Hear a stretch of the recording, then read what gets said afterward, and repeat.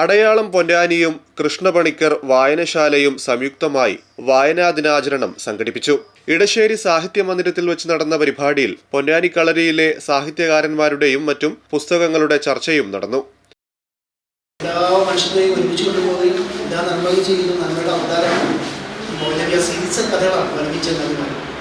അപ്പോൾ മനുഷ്യൻ സുന്ദരനാണ് എന്ന ആശയമാണ് നേരത്തെ വായിക്കുന്നത്. അജിത്ത് വന്നെ പറഞ്ഞു കളമൺകളൊക്കെ ഒതുക്കിയാണ് ആത്മാവിലായ സ്വരമുള്ള വായിക്കവേ എൻ മനസ്സിലുള്ള നിത്യനിർമ്മല പോകണം. ഇതായാലും കളറാണ് കൃഷ്ണ കവിയുടെ നമുക്ക് അദ്ദേഹം പറയും, കളഞ്ഞെടുത്തതിന് കണ്ണീരൊക്കെ കവിതാ മാതൃകയാണ്.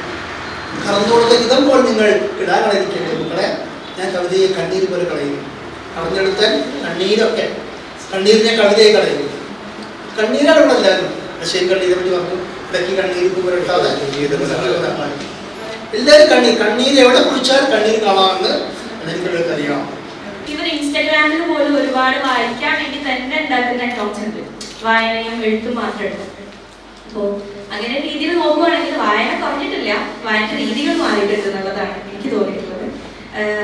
പൊന്നാനി കളരിയെ കുറിച്ച് ഒരുപാട് പറയാനുള്ള അറിവ് എനിക്കില്ല.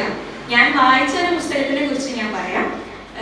അതൊരു ഇംഗ്ലീഷ് ലാംഗ്വേജിൽ എഴുതിയിട്ടുള്ള പുസ്തകമാണ്. പുസ്തകത്തിന്റെ പേര് ഇക്കിഗായ് എന്നാണ്. കുറച്ച് പേരെങ്കിലും കേട്ടിട്ടുണ്ടാവുന്നു. ഇക്കിഗായ് എന്ന് പറയുന്ന പുസ്തകം എഴുതിയിട്ടുള്ളത് ഹെക്ടർ ഗ്രാഷ്യസ് ആൻഡ് ഫ്രാൻസിസ് മിറലസ് എന്ന് പറയുന്ന സ്പാനിഷ് ആയിട്ടുള്ള രണ്ടാളുകളാണ്. രണ്ടുപേരും സോഷ്യോളജിസ്റ്റുകളായിരുന്നു. അവര് രണ്ടുപേരും കൂടി ഇരിക്കുമ്പോൾ അവർ കേട്ട ഒരു കാര്യമാണ്, ലോകത്തിലെ തന്നെ ഏറ്റവും കൂടുതൽ പ്രായത്തിൽ ജീവിക്കുന്ന, ഏറ്റവും ലൈഫ് സ്പാനുള്ള ആളുകൾ ജീവിക്കുന്ന സ്ഥലം ജപ്പാനാണ്. ജപ്പാനിലെ ഒക്കിനാവ എന്ന് പറയുന്ന ഒരു ഗ്രാമം.